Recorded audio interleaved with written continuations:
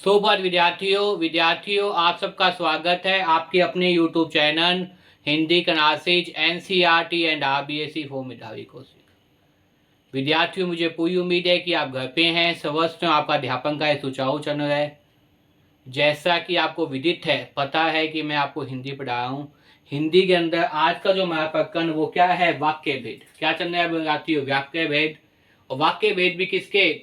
Class कौन सी भाई? 9th course भी। और किसका टॉपिक है ये? व्याकरण का टॉपिक है। किसका टॉपिक है भाई? व्याकरण के अंदर काफी समय चल रहा है वाक्य भेद। और वाक्य भेद भी किसके आधार पर? अर्थ के आधार पर वाक्य भेद। किसके आधार पर? अर्थ के आधार पर वाक्य भेद। देखिए विद्यार्थियों, अर्थ के आधार पर 8 प्रकार के वाक्य भेद होते हैं। अब तक जो है मैं 6 वाक्य भेद गा चुका हूं और मुझे पूरी उम्मीद है कि आपको 6 के 6 भेद समझ में आ गए होंगे। आपको विदित है कि पेपर के अंदर 3 या 4 वाक्य आएंगे। आपको पहचानने होंगे कि वास्तव में अर्थ के आधार पर वाक्य का कौन सा प्रकार है। तो आज मैं 7वां भेद विस्मादिक बोधक वाक्य आपको समझाऊंगा विद्यार्थियों। और मुझे पूरी उम्मीद है इस वीडियो को देखने के बाद में आप विस्मादिक बोधक वाक्य समझ जाएंगे। अगर मेरे द्वारा तैयार की गई वीडियो आपको पसंद आती है विद्यार्थियों, ज़्यादा लाइक कीजिए, कमेंट कीजिए, शेयर कीजिए। विद्यार्थियों, घर पे ये खूब मन लगाकर पढ़िए और बार बार वीडियो को देखिए ताकि व्याकरण संबंधित प्रश्न कभी भी गलत न हो। देखिए विस्मादिक बोधक वाक्य, आज मैं आपको बताऊंगा विस्मादिक बोधक वाक्य।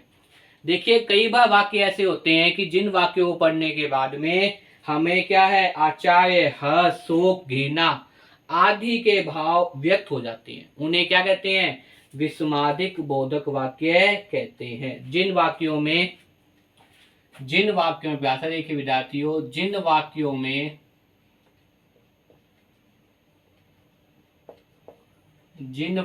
में हर्ष, हर्ष का मतलब क्या होता है? प्रसन्नता। शोक, शोक का मतलब क्या होता है? दुख। घृणा, घृणा का मतलब क्या होता है? नफरत। जिन वाक्यों में क्या हो भाई? हर्ष, शोक, घृणा, आश्चर्य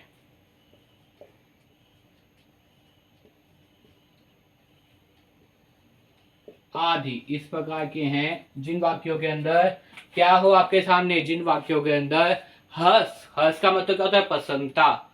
शोक, शोक का मतलब दुख। घृणा, आश्चर्य मतलब विस्मित हो जाना। आदि के भाव व्यक्त हो, आदि के भाव व्यक्त हो, आदि के भाव, आदि के भाव क्या हो? व्यक्त हो, दिखाई देते हो। आदि के भाव व्यक्त हो, उन्हें विस्मादिक बोधक वाक्य कहते हैं। उन्हें विस्मादिक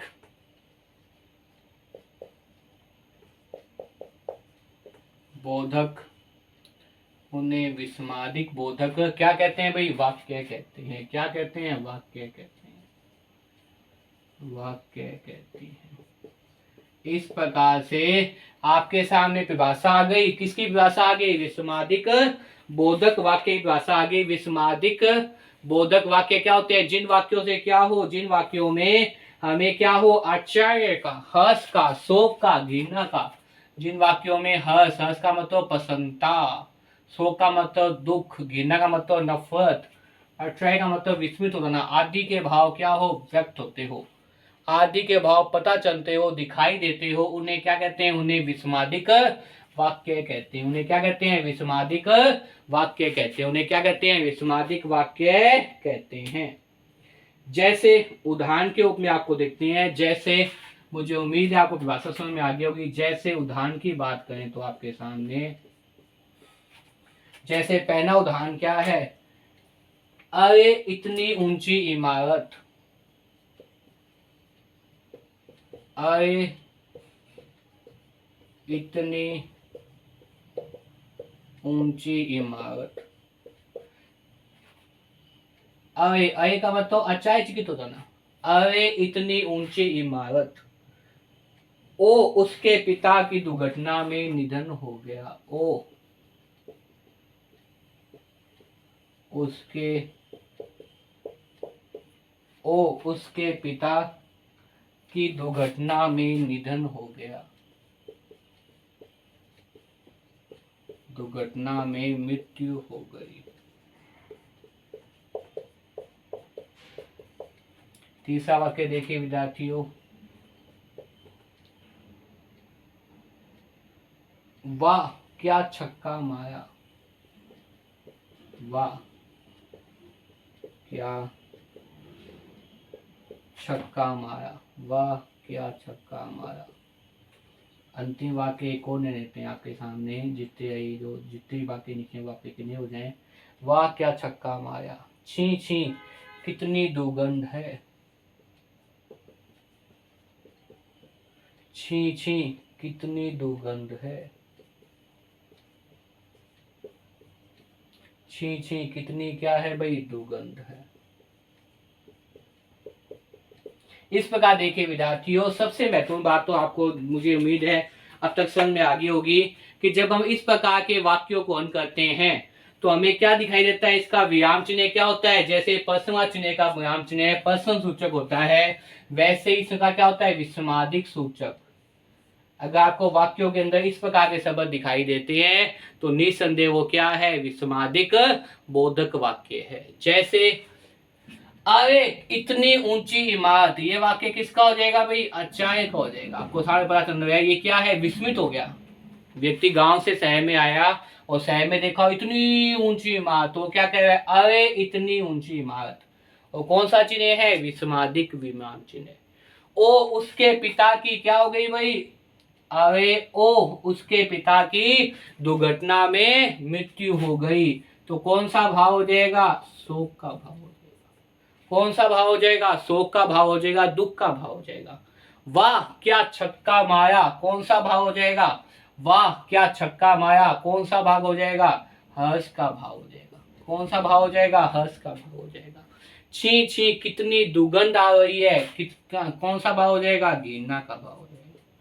कौन सा भाव हो जाएगा, घृणा का भाव हो जाएगा। छी छी कितनी दुर्गंध आ रही है, कौन सा भाव हो जाएगा, घृणा का भाव हो जाएगा। इस प्रकार बात विद्यार्थियों, अगर आप पेपर के अंदर देखते हैं कि इस प्रकार के वाक्य हैं और इस प्रकार के वाक्य क्या है भाई, आपको तुरंत समझ में आ जाएंगे, तुरंत आप पहचान जाएंगे कि वाक्य कौन सा है, विस्मयादिक बोधक वाक्य है। वाक्य कौन सा है, विस्मयादिक बोधक वाक्य है। दोबारा देखिए, जिन वाक्यों में हर्ष, हर्ष का मतलब प्रसन्नता, शोक का मतलब दुख, घृणा का मतलब नफरत, आचार्य का मतलब विस्मित होना, आदि के भाव व्यक्त हो, आदि के भाव दिखाई देते हो, उन्हें विस्मयादिक बोधक वाक्य कहते हैं। उन्हें क्या कहते हैं, विस्मयादिक बोधक वाक्य कहते हैं। क्या कहते हैं, उन्हें विस्मयादिक बोधक वाक्य कहते हैं। जैसे उदाहरण के रूप में आप देखेंगे तो ओ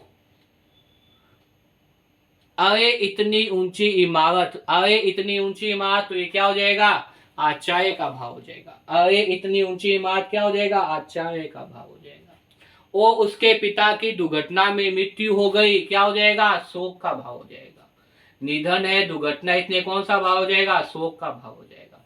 वह क्या छक्का मारा, क्या हो जाएगा, हर्ष का भाव हो जाएगा, प्रसन्नता का भाव हो जाएगा। छी छी कितनी दुर्गंध आ रही है, कौन सा भाव हो जाएगा, घृणा का भाव हो जाएगा। कौन सा भाव हो जाएगा, घृणा का भाव हो जाएगा।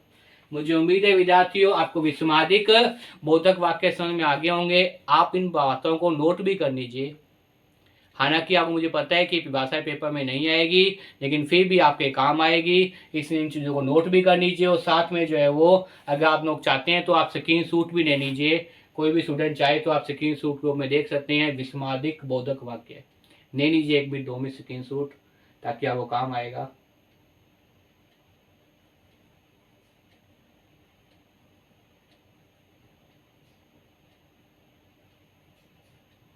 मुझे पूरी उम्मीद है विद्यार्थियों कि आपको समझ में आ गया होगा। इसमें इस प्रकार का विस्मयादिक चिन्ह होता है, इसको देख के आप तुरंत पहचान जाएंगे कि अर्थ के आधार पर वाक्य भेद कौन सा है, विस्मयादिक बोधक वाक्य। विद्यार्थियों पुनः आपको मैं कहता हूँ, घर पे रहिए, स्वस्थ रहिए और बार बार वीडियो को देखिए। और मुझे पूरी उम्मीद है इस वीडियो को देखने के बाद में आपको अर्थ के आधार पर जो वाक्य भेद के अंदर कौन सा भाई, सातवां भेद समझ में आ गया होगा।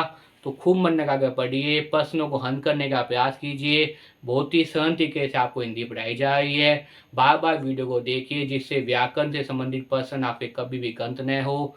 खूब मन लगाकर पढ़िए विद्यार्थियों। वीडियो अगर पसंद आती है तो लाइक अवश्य कीजिए, कमेंट अवश्य कीजिए विद्यार्थियों। चैनल पर अगर आप नए हैं तो चैनल को तुरंत सब्सक्राइब कर लीजिए। घर पे ये विद्यार्थियों खूब मन लगाकर पढ़िए, बार बार वीडियो को देखिए और याद करने का प्रयास कीजिए विद्यार्थियों। धन्यवाद।